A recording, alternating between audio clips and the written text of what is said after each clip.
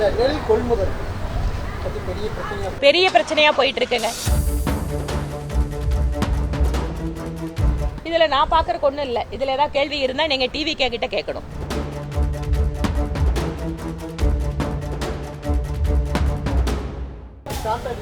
வந்து கரூர்ல இருந்து வெற்றிஸ் எல்லாம் மாமல்லபுரம் போறாங்க. விஜய் வந்து நாளைக்கு பாக்குறாங்க. சீமான் என்ன சொல்றாருன்னா ஓட்டுப்பட்டி இதே போல பணிகள் கொண்டு வருவாங்க.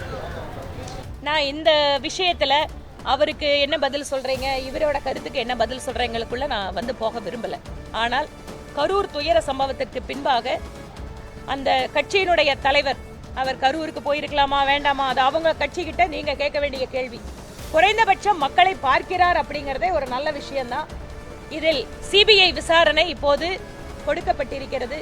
உண்மை வெளிவருகின்ற பொழுது நீதி கிடைப்பதற்கு நம்மளுக்கு வாய்ப்பு பிரகாசமாக இருக்கிறது.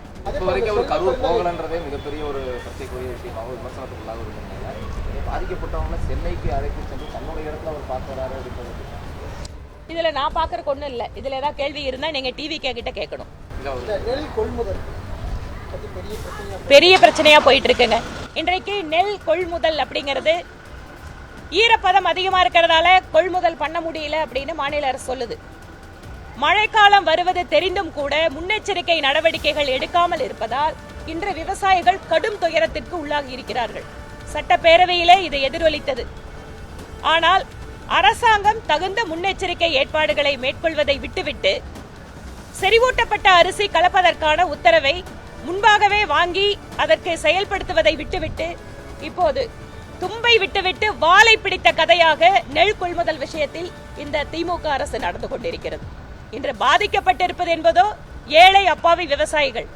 இவர்களுடைய செயல்படாத தன்மைக்கு இப்போது எதிர்க்கட்சிகளை குற்றம் சாட்டுகிறார்கள். டெல்டா காரன் அப்படின்னு சொல்ற மாநிலத்தோட முதலமைச்சர் இந்த முறை டெல்டாவில் மிகச்சரியான பதிலை 26 கொடுப்பதற்கு விவசாயிகள் காத்து கொண்டிருக்கிறார்கள்.